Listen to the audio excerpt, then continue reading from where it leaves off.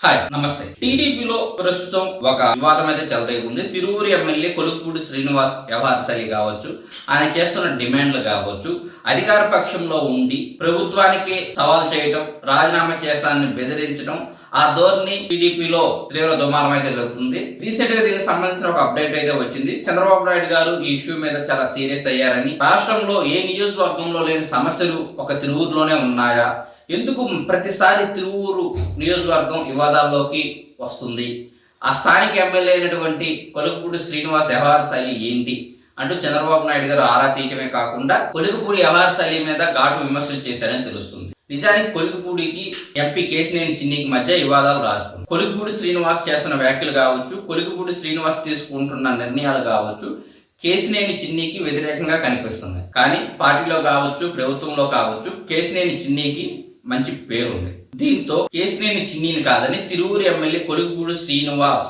మాట నెగ్గే అవకాశం అయితే లేదు. అదే సమయంలో కేవలం ఈ వివాదమే కాదు, నియోజకవర్గంలోని స్థానిక నేతలతో కావచ్చు, కార్యకర్తలతో కావచ్చు, కొలుకుపూడి శ్రీనివాస్ సరిగ్గా మసులుకోవటం లేదని, వాళ్ళని పట్టించుకోవటం లేదని ఆరోపణలు కూడా వస్తున్నాయి. అదే సమయంలో పార్టీ రాష్ట్ర అధ్యక్షుడు పల్లా శ్రీనివాసరావు గారు మాట్లాడుతూ, అవసరం ఉన్నప్పుడు కార్యకర్తల్ని వాడుకొని అవసరం తీరిన తర్వాత వాళ్ళని పట్టించుకోకుండా ఉంటే ఏ నాయకుడిని కూడా ఉపేక్షించేది లేదు, అలాంటి పద్ధతి సరైనది కాదు అంటూ మీడియాతో మాట్లాడారు. ఈ సంఘటన బట్టి చూస్తే కొలికిపూడి వ్యవహార శైలి మీద పార్టీ అధిష్టానం ఎట్టి సీరియస్ గానే ఉంది.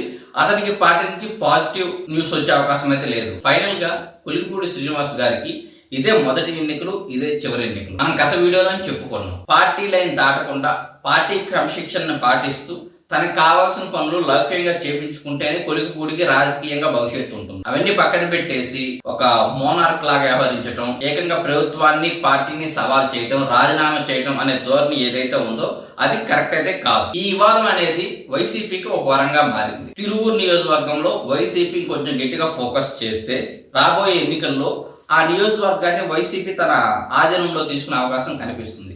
ఎందుకంటే స్థానికంగా ఉన్న లీడర్షిప్ను కాదని కొలుకుపూడి శ్రీనివాసరావు గారిని తీసుకెళ్లి అక్కడ పోటీ చేపించి గెలిపించాడు చంద్రబాబు నాయుడు గారు. ఇప్పుడు ఆ స్థానిక నాయకత్వానికి కొలుకుపూడికి మధ్య వివాదాలు రాసుకున్నాయి.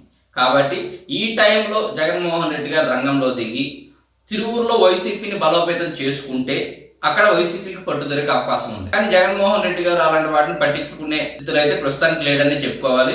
ఎందుకంటే ఆయన ఇంకా రాజకీయంగా యాక్టివ్ కాలేదు, దానికి కొంచెం టైం పట్టవచ్చు. కానీ అనుకోకుండా వైసీపీకి వచ్చిన వరం అయితే ఈ తిరువూరు నియోజకవర్గం అని చెప్పుకోవచ్చు. మరి దీన్ని వైసీపీ ఎంతవరకు క్యాష్ చేసుకొని తిరువూరులో టీడీపీకి చెక్ పెడుతుంది అనేది మాత్రం చూడాలి. ఇక ఫైనల్ గా కొలికిపూడి విషయానికి వచ్చేస్తే రాజకీయంగా కావచ్చు, వ్యక్తిగతంగా కావచ్చు, ఆయన తీసుకుంటున్న నిర్ణయాలు కావచ్చు, ఆయన వేస్తున్న అడుగులు కూడా కావచ్చు కరెక్ట్ గా అయితే లేవు. రాజకీయాల్లో కొన్ని సంవత్సరాలు కంటిన్యూ చేయాలన్నా, పదవులు అనుభవించాలన్నా కానీ లౌక్యం అవసరం, సహనం అవసరం.